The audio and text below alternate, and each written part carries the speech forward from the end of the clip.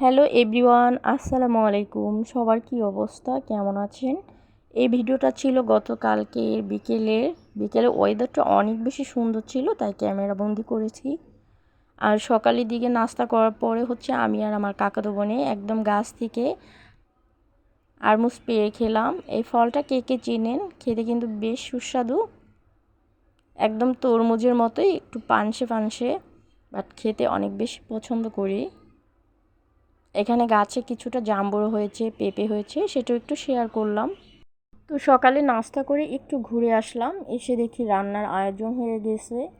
এখানে রান্না হবে চিকেন বিরিয়ানি। বিরিয়ানিটা আমার হাতে বিরিয়ানিটা সবাই বেশি পছন্দ করে। তো এখানে সব রেডি করে রেখেছে, আমি জাস্ট রান্নাটা করব। ফার্স্টে চিকেনগুলো ভেজে নিচ্ছি। আমার ভাবে আগে থেকে কেটে ধুয়ে একদম মশলা মাখিয়ে রেখেছিল। আর এদিকে আমি বিরিয়ানি রান্না করলে সবসময় মশলাটা একসাথে করে নিই, সবাই জানেন। তো এইখানেও তাই করব।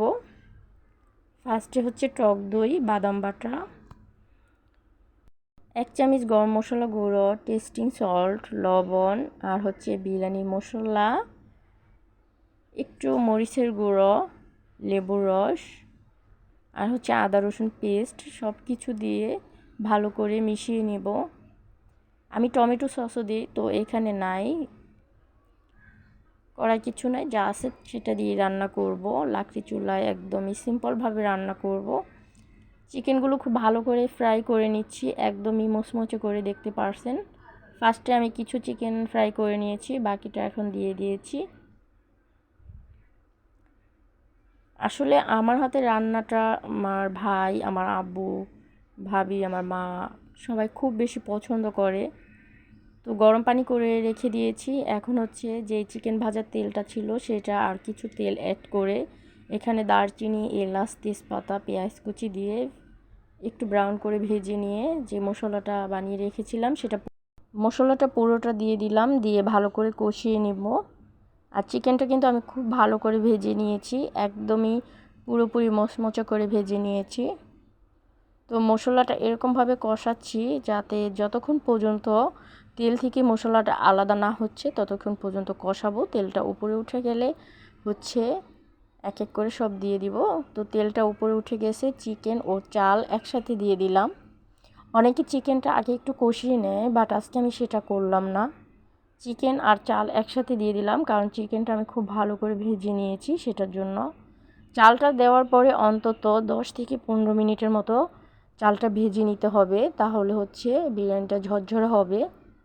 এখন আমি গরম পানি দিয়ে দিলাম, আর সাথে দুধ দিয়ে দিলাম, লিকুইড দুধ আগে থেকে জাল করে রেখেছিলাম, সেটা দিয়ে দিলাম। দিয়ে ভালো করে নাড়াচাড়া দিয়ে বিরিয়ানিটা এভাবেই রান্না করব।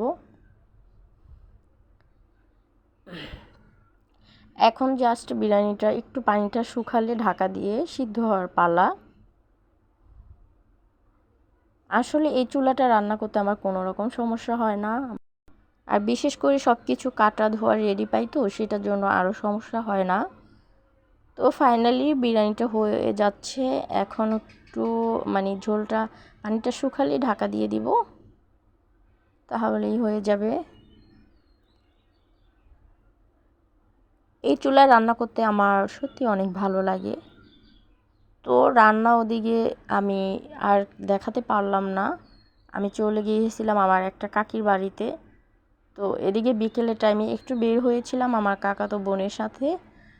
তো একটু ধান খেতে আসলাম, ধান দেখতে, কাঁচা পাকা ধান, এখনও পুরোপুরি পেকে ওঠে নাই ধানগুলো। যেগুলো পেকে গিয়েছে সেগুলো কেটে নিয়ে গেছে, এই সাইড থেকে কেটে নিয়ে গেছে, দেখতে পারছেন। আর ওই সাইডটা এখনও কাটা হয়নি, কাঁচা পাকা ধান, এই যে দেখতে পারছেন, আমি দেখাচ্ছি। ধানগুলো এখনও কাঁচা পাকা আছে, এই জন্য এগুলো কাটা হয়নি। তো বিকেলে ওয়েদারটা এত বেশি সুন্দর ছিল, সেটা একটু আপনাদের সাথে শেয়ার করলাম। ভিডিওটা ভালো লাগলে অবশ্যই সাথে থাকবেন। আল্লাহ হাফিজ।